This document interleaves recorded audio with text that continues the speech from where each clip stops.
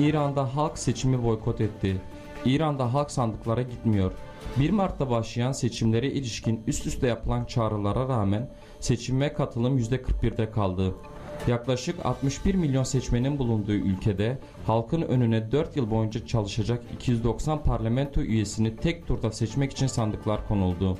Ayrıca seçmenler dini lideri atamaktan ve görevden almaktan sorumlu olan uzmanlar parlamentosunun 88 üyesinin de 8 yıllığına seçilmesi için oy kullandı. Günler öncesinde boykot çağrılarının yapıldığı ve bu çağrılara çocukları idam edilen ailelerin, yine Nobel Barış Ödülü sahibi İranlı TUSAK aktivist Nergis Muhammed'in de çağrılarının eklendiği İran'da halk mevcut rejimi protesto etmek amacıyla sandıklara gitmedi.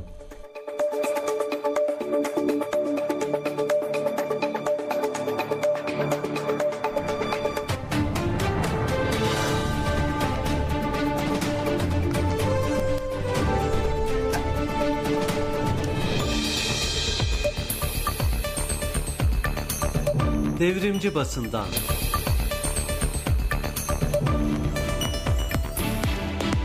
Bir konu, bir konu.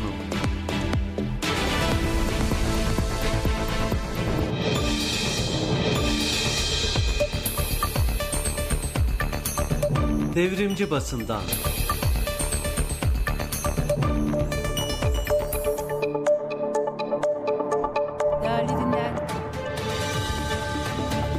Değerli dinleyenler, Devrimci Basından Özetler bölümüne Yeni Yaşam gazetesinin 1. sayfasıyla başlıyoruz.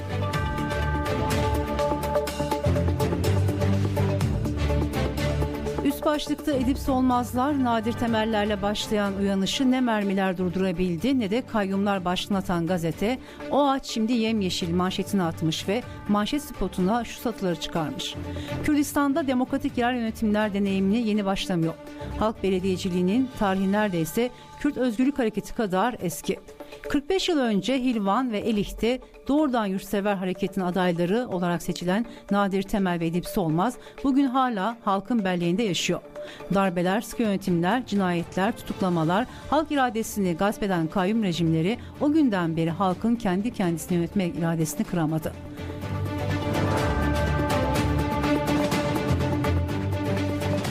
Hilvan'da Halil Çavgun'un katledilmesinden sonra gerici işbirlikçi saltanatının devrimci hamlelerle kırılması, bu saltanatın başındaki despotik belediye başkanının istifasını getirmiş, yapılan seçimi 6 Mayıs 1979 günü Nadir Temel kazanmıştı.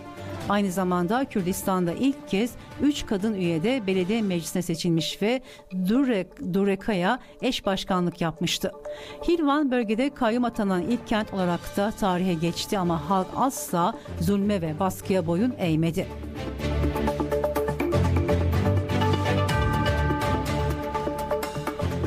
Gazete manşetin içindense Kürdistan'da yerel yönetimler deneyimi ve kayyum rejimi başlığıyla dosyayı paylaşmış. Gazete sürmanşetten hamlenin ikinci aşamasının hedefi İmralı kapılarını açacağız başlığıyla Kürt Halk Önderi Abdullah Öcalan'a özgürlük kampanyasının ikinci aşamasının başladığını duyurmuş. Yoksulluğa ve savaşa karşı kadınlar buluşuyor başlığıyla kadın örgütlerinin 8 Mart hazırlıklarını bir foto altı haberle 1. sayfadan görüyor gazete.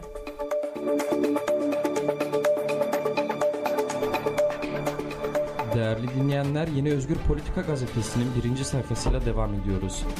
Yeni Özgür Politika gazetesi de Kürt Halk Önderi Abdullah Öcalan'ın fiziki özgürlüğü talebiyle başlatılan kampanyanın ikinci etabının başladığını duyuran ve Almanya'nın Köln kentinde gerçekleştirilen basın açıklamasını "Özgürlük hamlesi ikinci aşamada" başlığıyla manşetten vermiş, gazete manşet spotuna ise şu satırları çıkarmış.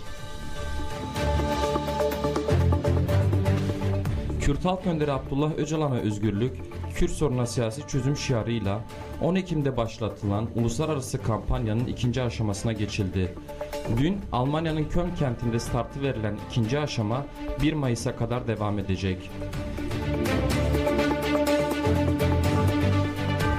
KCDK eş başkanı Zübeyde Zümrüt, küresel kampanyanın ikinci aşamasının başladığını belirtti ve ekledi: "Tüm dünyaya Erdoğan rejimini teşhir edeceğiz.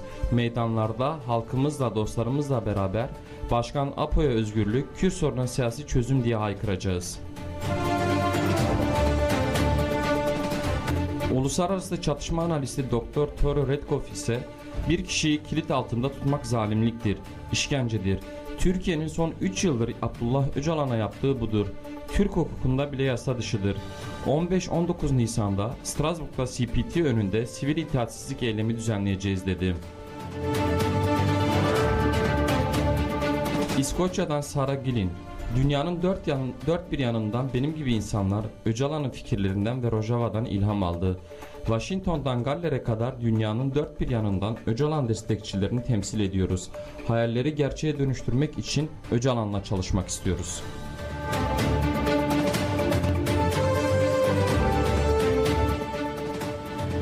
Değerli dinleyenler, Agos Gazetesi'nin 1. sayfasıyla programımız devam ediyor.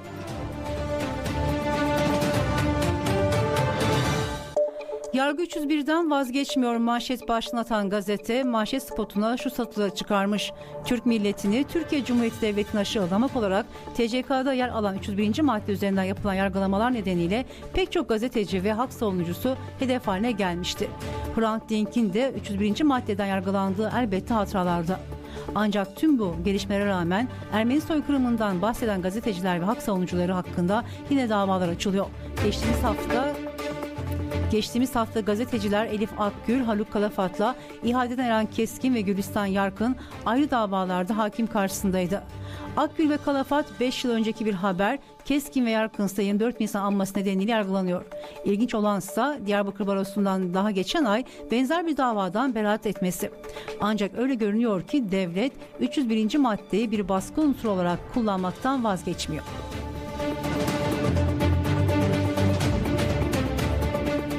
Gazete sürmanşettense Charles Aznavur heykeli Azerbaycan tarafından söküldüğü başlığıyla Azerbaycan yönetiminin ünlü şarkıcının 100. doğum günü için Karabağ'ın başkenti Stepanakert açılan Charles Aznavur anıtının söktüğü ve gelişmeyi Karabağ Kültürel Mirasını Koruma Konseyi'nin duyurduğunu vermiş.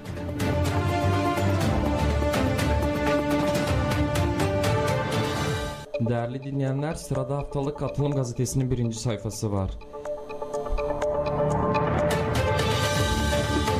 Faşizme inat, sosyalist saflara manşet başlığını atan gazete, manşet spotuna ise şu satırları çıkarmış. Polis, İzmir ve İstanbul'da 27 Şubat sabahı çok sayıda adrese baskın düzenledi. Aralarında ezilenlerin Sosyalist Partisi, SKM üye ve yöneticileriyle Sosyalist Meclisler Federasyonu ve partizan okurlarının olduğu 15 kişi gözaltına alındı. Polis gözaltı sırasında Mazlum Ortaç, Sıtkı Güngör ve Ezgi Gürbez'e işkence yaptı. DEM Parti İstanbul Milletvekili Çiçek Otlu'nun ikamet ettiği evin kapısını kırdı. Dokunulmazlığı olan evi aradı ve talan etti. Tetikçi saray medyası Sıtkı Güngör'ü aranan terörist yalanıyla hedefleştirdi. Politik İslamcı faşist şeflik rejimi yerel seçimlerde de terör umacılığına sarılıyor. Terör yaftasıyla sosyalistler kriminalize ediliyor. Hapishanede görüşçüsü oldukları kişilere para yatırmak suç olarak gösteriliyor. Bu yolla devrimci tutsaklar üzerindeki tecridi derinleştirmeye çalışıyor. Faşist saray rejiminin sosyalistlere yönelik bu siyasi kırım operasyonuna karşı sessiz kalmayalım. Tecrit altındaki devrimci tutsaklarla dayanışmayı yükselten sosyalistlerin yaptıkları haklı ve meşrudur. Faşizmin baskılarına karşı sosyalist saflara katılalım. Mücadeleyi büyütelim. Atılım gazetesi sürmanşetten ise sosyalist kadınlar 8 Mart'ta sokağa çağırdı başlığıyla kadınların 8 Mart çağrısını vermiş ve haberin spotunda şunları belirtmiş. 8 Mart'ta sayılı günler kala sosyalist kadınlar İstanbul ve Ahmet başta olmak üzere birçok kente bildiri dağıttı, afiş astı, kadınları 8 Mart günü sokaklara çıkmaya çağırdı. Eşit ve özgür yaşamı kurmak için 8 Mart'ta sokağa diyen sosyalist kadın meclislerinin yanı sıra Özgür Genç Kadınlar da 3 Mart'ta İstanbul'da Kadıköy'de düzenlenecek mitinge çağrı yaptı.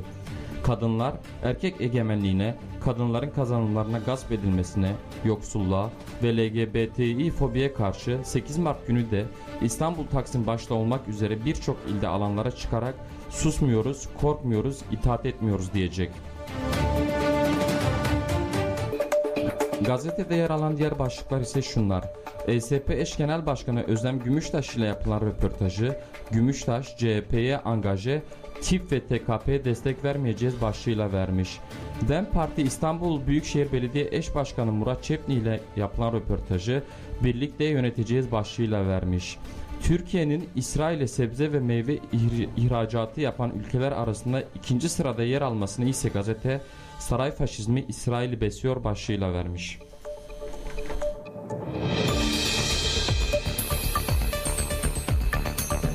Devrimci basından.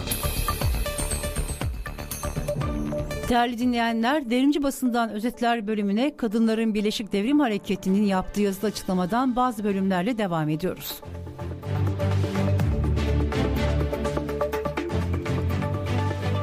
Başta Türkiye ve Kuzey Kürdistan olmak üzere tüm dünyada kadınlar ve ezilen cinsel kimlikler patriarkal kapitalizmin ağır saldırıları altında 8 Mart'a hazırlanıyor.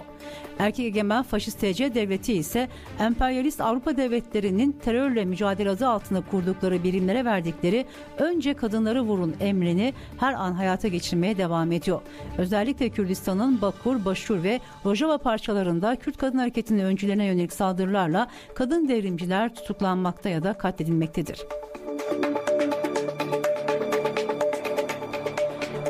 Türkiye ve Kuzey Kürdistan'da kadınlar ve ezilen cinsel kimlikler hem 8 Mart hem de yerel seçim çalışmalarına hız kesmeden devam ederken kadın devrimcilere ve siyasetçilere dönük AKP-MHP faşist kadın düşman ittifakının da gözaltı, tutuklama, cinsel taciz, işkence saldırıları artıyor.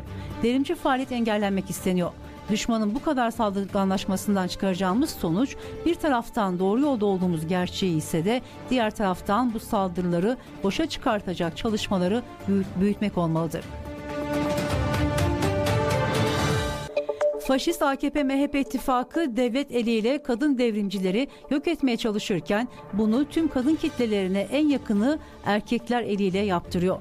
Kadınlara ve ezilen cinsel kimliklere dönük şiddeti, cinsel saldırıları ve cinayetleri erkek devlet mahkemelerinde yasal korumaya alıyor. Öz savunma uygulayan kadınlara ise ağır cezalar veriliyor. Kutsal aile politikalarıyla kadın ve ezilen cinsel kimlikleri o ailenin içinde eritmeyi, hapsetmeyi hedefliyor. Kadınların birleşik mücadelesi her gün en yakın erkekler tarafından katledilen kadınlar için yürütülen mücadeleyle dağlarda, hapishanelerde, yaşamın her alanında mücadele yürüten yurtsever, devrimci, sosyalist, komünist kadınlara yönelik erkek devlet saldırılarına karşı mücadeleyi birleştirmekten geçer. Düşmanımız ortak, dolayısıyla mücadelemiz de ortak olmalıdır. Son olarak ölümsüzleşen kadın yoldaşlarımızı bir kez daha anarken yaklaşan 8 Mart'ı birleşik kadın mücadelemizi yükselteceğimiz, yaşamlarımızı cehenneme çevirmeye çalışan erkek devlete karşı hesap soracağımız güçlü bir mevzi yapalım. Ölümsüzleşen kadın yoldaşlarımıza sözümüzdür. Biz kazanacağız. Erkek egemenliği ve faşizme karşı isyanı büyüt, kadın devrimine yürü. Yaşasın kadınların birleşik mücadelesi.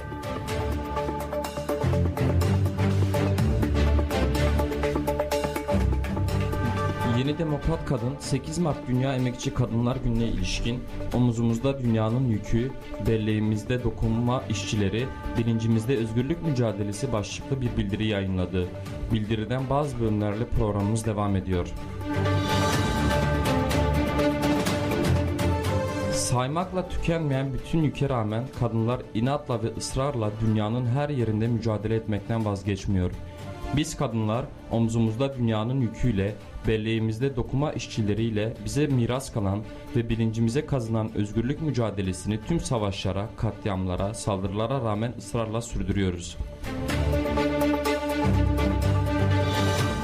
Filistinli kadınların direnişinde olduğu gibi Rojavalı kadınların, emperyalist kapitalistlerin ve onların uşağı TC devletinin her türlü teknolojiyi kullanarak sürdürdüğü savaşa karşı ördükleri direnişte olduğu gibi 6 Şubat'tan bu yana görünmeyen ama ağırlaşan yükü omuzlayan kadınların direnişinde olduğu gibi Agrobay'da, Özak'ta, Sputnik'te, Burada Bebek'te ve sayamayacağımız fabrikada yok sayılan, ucuz iş gücü olarak görülen emeğine sahip çıkan kadınların direnişinde olduğu gibi yaşamın ve mücadelenin her anındayız.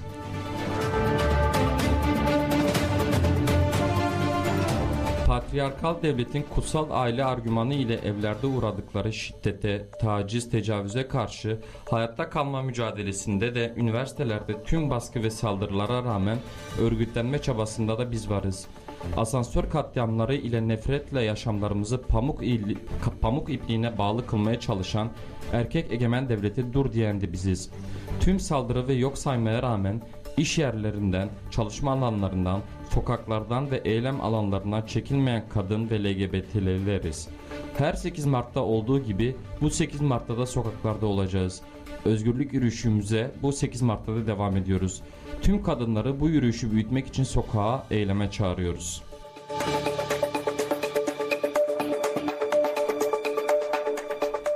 Değerli dinleyenler, Mücadele Birliği sitesine yer alan Emekçi Kadınlar EK, yoksulluğa, şiddete, savaşa ve sömürüye karşı kadınların isyan zamanı başlıklı yazıdan bazı bölümlerle devam ediyoruz. 8 Mart'ı daha isyanımızla, öfkemizle karşılıyoruz. Üzerinden bir yıldan fazla zaman geçmesine rağmen yaşamsal ihtiyaçlarımıza ulaşamadığımız, acımızın giderek büyüdüğü deprem bölgelerinden yaşamı yeniden kuran emeğimizle sesleniyoruz. Depremi ranta çeviren yaşamlarımızı sermaye feda edenlere isyanımız var.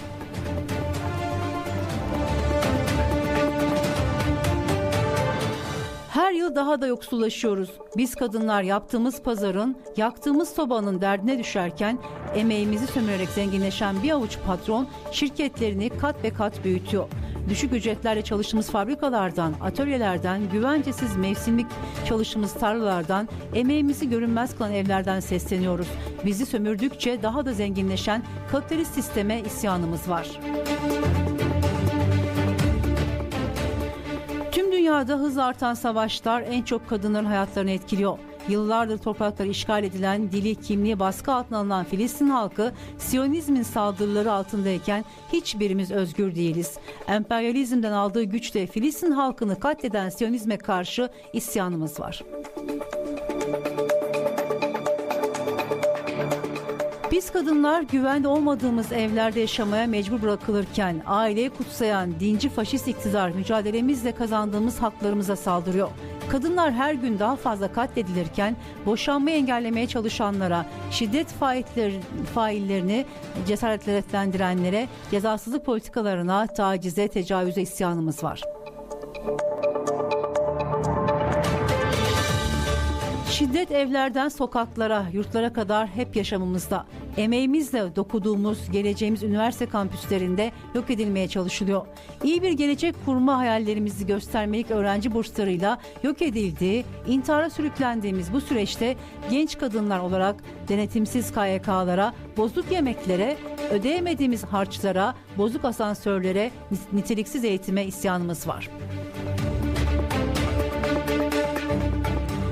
8 Mart 1857'de dokuma işçisi emekçi kadınların katleden sistem bugün çok daha kapsamlı bir şekilde bizlere yaşanmaz bir hayatı dayatıyor.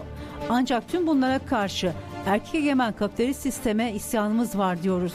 Biz kadınların isyanı yeni ve özgür bir yaşamı kuracak, bütün tahakküm biçimlerini ortadan kaldıracak güçtedir. Şimdi birbirimizden aldığımız güçle sözümüzü daha yüksek sesle söylemeye 8 Mart Dünya Emekçi Kadınlar Günü'nde sokağa. Yaşasın 8 Mart Dünya Emekçi Kadınlar Günü. Şan olsun 8 Mart'ları yaratanlara ve yaşatanlara. Kadınlar devrimle özgürleşecek.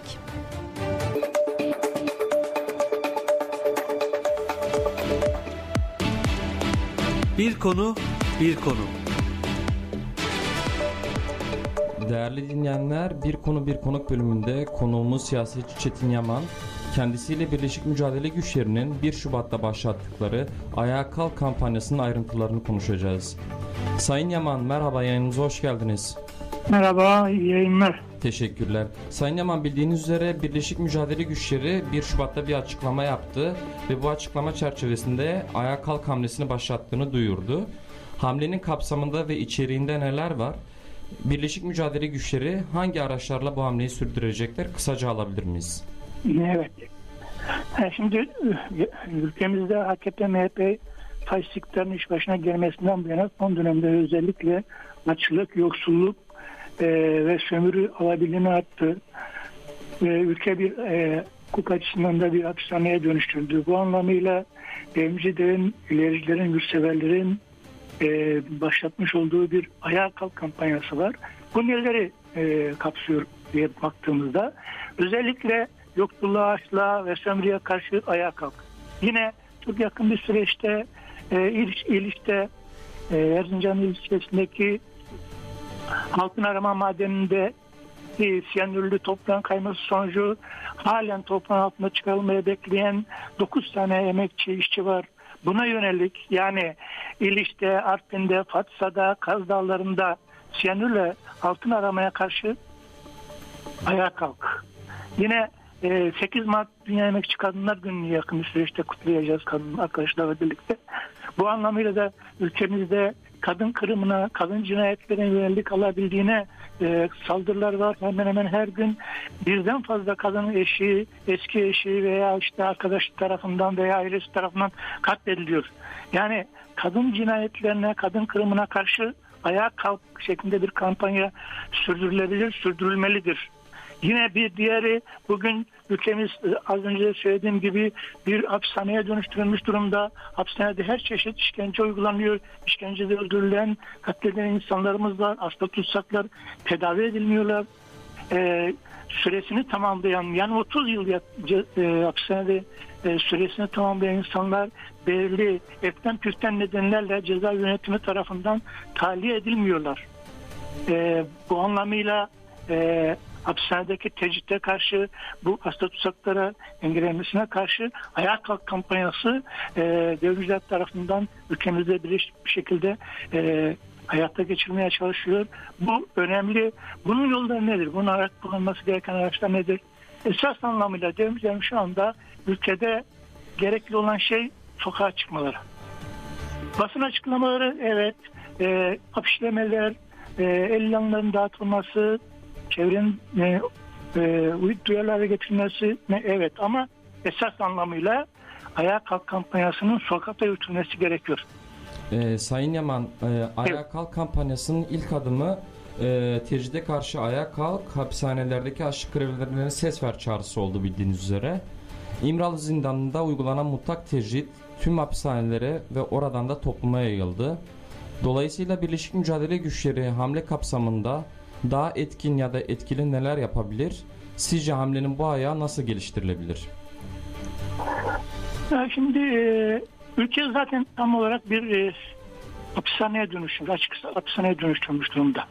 Özellikle Pekkan Önder Abla Öcalan üzerinde ciddi anlamda bir tecrit uygulanıyor. Abla Öcalan tam 36 aydır ne ailesiyle ne de avukatlarıyla görüştürülüyor. Yani bu anlamıyla kendisinden hiçbir haber alınamıyor. Sadece Abla Öcalan değil ama esas olarak oradan yayılan bir tecrit var topluma yönelik. Yani insanlar tek hücrede tutuluyor, birbirleriyle iletişim kurmaları engelleniyor. Bu politika 2000 yıllarındaki FETÖ tiplerinin yaşama geçirilmesinden sonra bugünkü AKP, MHP faşist iktidar döneminde iyice üst şeyler sıçratıldı ve tecrit son haddine vardırıldı hapishanelerde. Buna karşı sadece bu açlık hapishanede gerçekleştiren açlık grevleriyle sonuçlandırılacak, sonuç alınacak bir durum değil. Bunu topluma yaymak gerekiyor. Yani yine demin de belirttiğim gibi sokak eylemlikleri, gösteriler, yürüyüşler, partilerin esas anlamda devrimcilerin sokaktaki protesto yürüyüşleri ve kitleleri katma ve bu anlamıyla bu açlık grevlerine açlık grevle birlikte tecritte son verilmesi için mücadele yürütmeleri gerekiyor. Esas olarak sokakta kazanılacak bir mücadeledir. Şehirdeki hapishanedeki arkadaşların, yoldaşların açlık grevleriyle kazanılabilir ama esası dışarıdaki mücadele açlık grevine destek olarak olması gerekir. Ancak o şekilde kazanılabilir. Sayın Yaman, değerlendirme ve katkılarınız için teşekkür ediyoruz. Ben de teşekkür ederim. İyi yayınlar. Teşekkürler.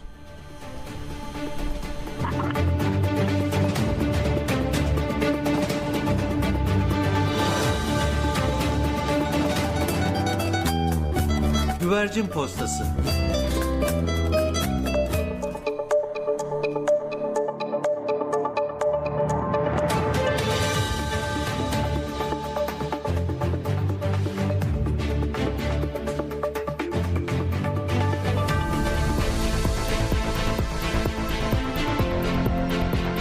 Devrimci Hafıza.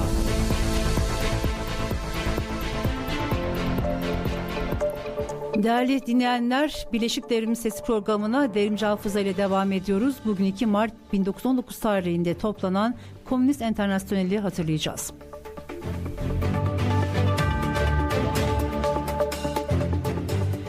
Komünist Enternasyonel, değişik ülkelerdeki komünist partilerin birleşik bir komünist dünya partisi halindeki birliğidir.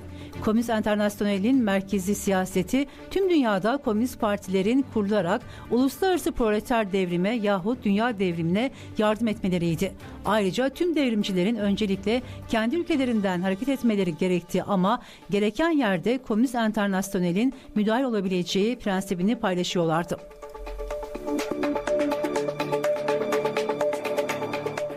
Rusya Komünist Partisi'nden Lenin, Stalin, Zinovyev, Buharin ve Çiçerin, Türkiye'dense Türkiye Komünist Partisi'nden Mustafa Suphi katılmıştı. Lenin kongrenin açılış konuşmasında proletarya diktatörlüğünün Sovyetler iktidarıyla aldığı biçimin bütün dünyada işçi sınıf açısından yeni ve zengin bir örnek olduğunu savunuyor ve Sovyetler yani konseyler iktidarıyla proletarya diktatörlüğünü eş anlamlı olarak kullanıyordu. Lenin, komünist partilerin görevlerini ise şöyle sıralıyordu. İşçi sınıfı kitlelerini parlamenterizmin ve büyük burjuva demokrasisinin yerini alması gereken yeni bir proleter demokrasinin siyasal ve pratik gerekliliğinin tarihsel anlamı konusunda en geniş biçimde aydınlatmak, bütün sanayi alanlarında, orduda, donanmada, tarım işçileri ve küçük köylüler arasında Sovyetler örgütlemek ve bunların etki alanını genişletmek, Sovyetlerin içlerinde sağlam ve bilinçli komünist bir çoğunluk elde etmek.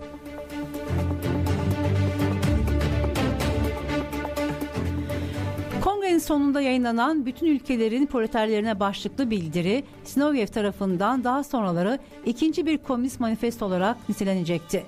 Komintern manifestosu şu çağrıyla son bulur.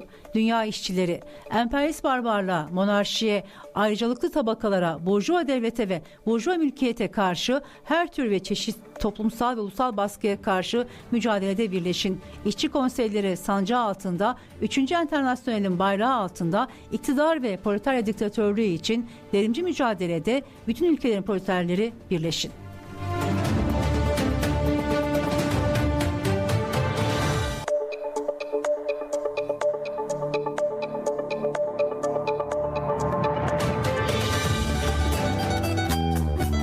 Güvercin Postası.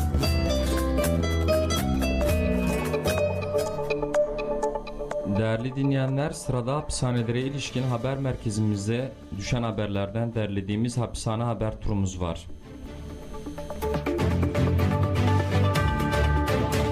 Zindanlardaki tutsakların açlık grevi eylemi 98. gününde. Kürt Halk Önderi Abdullah Öcalan'ın fiziki özgürlüğünün sağlanması için 27 Kasım'da başlatılan açlık grevi direnişi bugün 98. gününde. Daha önce talepleri konusunda adım atılmaması halinde dönüşümlü olarak başlattıkları açlık grevi eylemlerini 15 Şubat tarihinden itibaren yeni bir evreye taşıyacaklarını belirten tutsaklar 31 Mart yerel seçimleri nedeniyle bu kararlarını ertelemişti.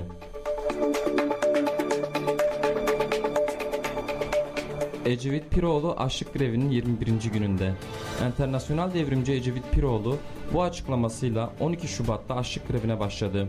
Bugün direnişin 21. gününde.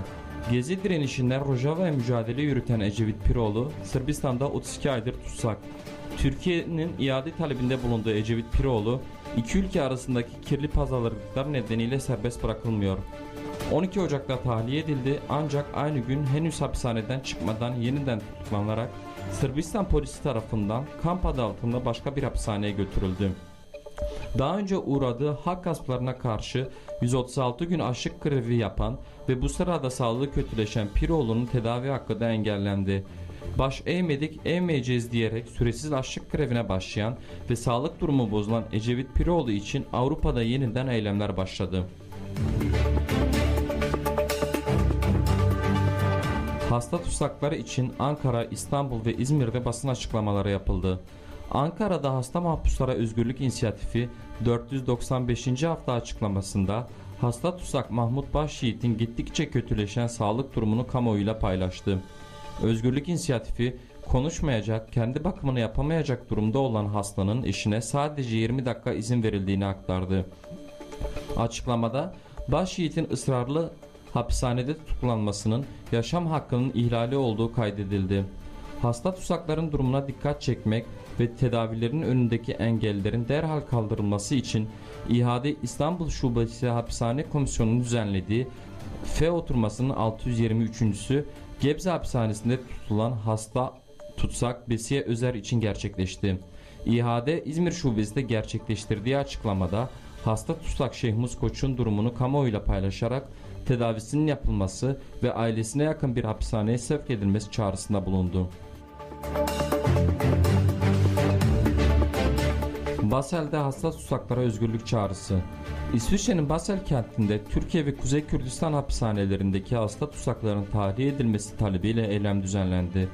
Tutsakların Sesi platformu, Partizan, Demkurt, Birkar, İDHF ve Proleter Devrimci Duruş'un Almanca yaptığı ortak açıklamada Türkiye ve Kürdistan hapishanelerinde her yaştan on binlerce insanın politik düşünceleri ve faaliyetleri nedeniyle tutsak edildiği ifade edildi. Bunun yanı sıra politik tutsakların pişman olmadıkları gibi gerekçelerle tahliyelerinin engellendiğini dile getirilerek hasta tutsakların derhal serbest bırakılması istendi. 28 kişiyi katlettikleri halde hassas davrandık dedi. 19 Aralık hapishane katliamı döneminde İçişleri Bakanı olan Saadettin Tantan, Bayrampaşa davasında tanık olarak dinlendi.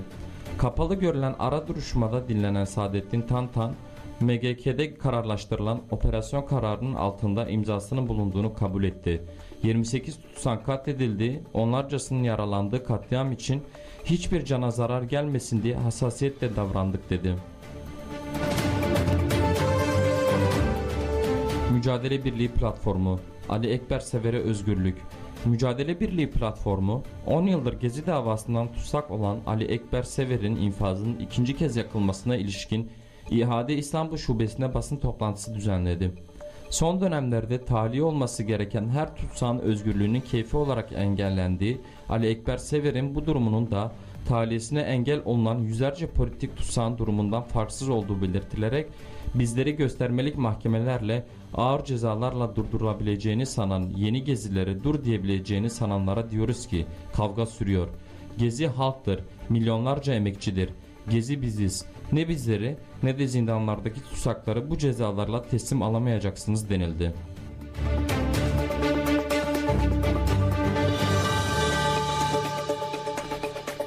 Değerli dinleyenler, hapishanelerde mektup almanın güzelliği her zaman bir başka olur.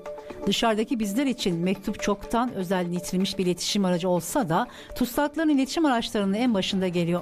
Dolayısıyla programımızın bu bölümünde içeriden gelen mektupları yayınlıyor olsak da arada bir dışarıdan içeri yazılmış mektupları da paylaşıyoruz.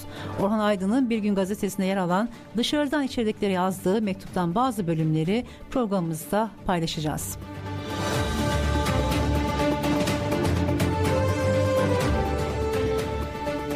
Kardeşlerime, İlkbahar ıhlamur kokularıyla gelir dağlara, ormanlara, kentlerin içindeki koruluklara. İstanbul bir ıhlamur ormanıdır. Parklarında, bahçelerinde, boğaz boyu yamaçlarında şenliğe çıkmış çocuklar gibi el ele verirler. Gezi Parkı aynı ıhlamur ağaçlarının dansa durduğu yerdir. Çınarlar, yaban gülleri, papatyalar, menekşeler ve sığırcık kuşları, serçeler, martılar, alacalar ve güvercinlerle.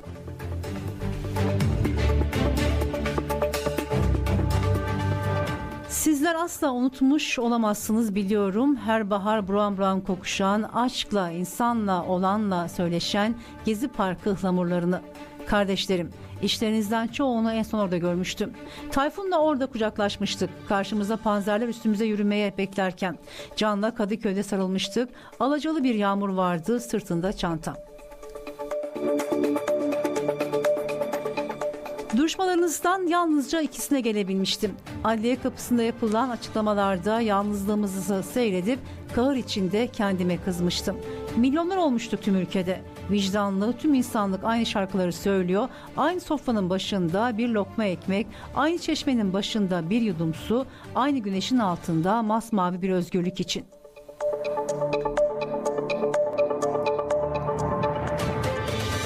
Havaya tutuşanları anımsıyorum. Dillerinde aşk şarkıları, bedenlerinde şiir, gaz bulutları altında bile özgürlük marşları, kırılmış kollar, eller, kanayan yürekler içinde öfke dolu umut, dayanışmanın, kardeş olmanın, eşitlenmenin dayanılmaz coşkusu ama adli önünde bir avuç vicdan. Haklıydık, haklıyız, haklı kalacağız.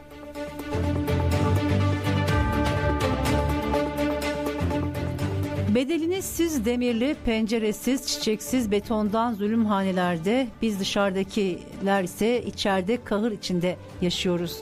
Bu nasıl zulüm demiyorum, demeyeceğim. Bu nasıl kahır hiç demeyeceğim ama kardeşler bu nasıl bir soysuzluk ki hep beraber zindan içinde olmamıza saratırak alkışa duruyor. Ne istedik ki biz uçan kuşun, açan çiçeğin, akan suyun, ısıtan güneşin, bağırışan çocuğun, umudu itmiş insanın şenlenmesinden başka? Ne istedik ki süren kahrın, kederin, elemin bitmesinden başka? Bir avuç haramzadenin karşısına bir amaçta açmış kır çiçekleri gibi güneşe durduk. Kardeşlerim, İçimizden sizi koparıp aldıklarını düşünenler yanılıyor. İşte bahar ağaçların dallarında su damlası. Ihlamurlar açacak, kiraz ağaçları, erik ağaçları, begonviller çiçeğe duracak. O demir kapılar açılacak. Yine yan yana gelip güneşe bakacağız. Yine yan yana martı kanatlarına, serçelere, umuda, yine siren seslerine karşı deryaları yarıp gelen gemilere el sallayıp yine yiten canlarımız için türküler, şiirler bağırıp yine çaresizliğe aşkla kardeş olup çoğalacağız. Size enkazların altında can veren binlerce yürek kadar, size evsiz, susuz, aç, ilaçsız, çaresiz bırakılmış çocuklar, yitip giden yavruları için acılar içinde ağlaşan analar, babalar, size adaletsizliğin pençesinde kıvranan milyonlarca vicdanlı insanlık, kesilen ağaçlar, köreltilen su gözeleri kadar yalnızlığa itilmiş, acılar içinde olduğumuzu anlatmak, umudunuzu karartmaz biliyorum. Çünkü dağ başında, ovada, fabrikaların avlusunda, okulların bahçesinde, ormanların ortasında, maden ocaklarının yüreğinde, adliyelerin önlerinde, sahnelerde, zeytin ve ıhlamur ağaçlarının gölgesinde haykıran insanlık asla yalnız olmadığınızı biliyor. Bu mektubu üstünde görülmüştür yazan, açtığınızda içinden ıhlamur kokuları taşan, saman sarısı bir zarfın içinde aldığınızı düşünüyorum. Hasretle kucaklar, gözlerinizden öperim.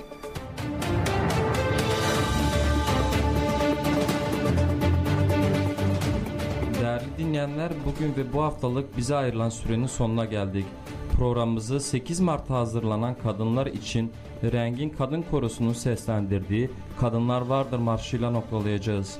Haftaya pazar günü Avrupa saatiyle 11'de, Amme saatiyle 13'te görüşmek dileğiyle ekip arkadaşlarım adına iyi günler diliyorum. Hoşça kalın, umutla kalın. Hoşça kalın, umutla kalın.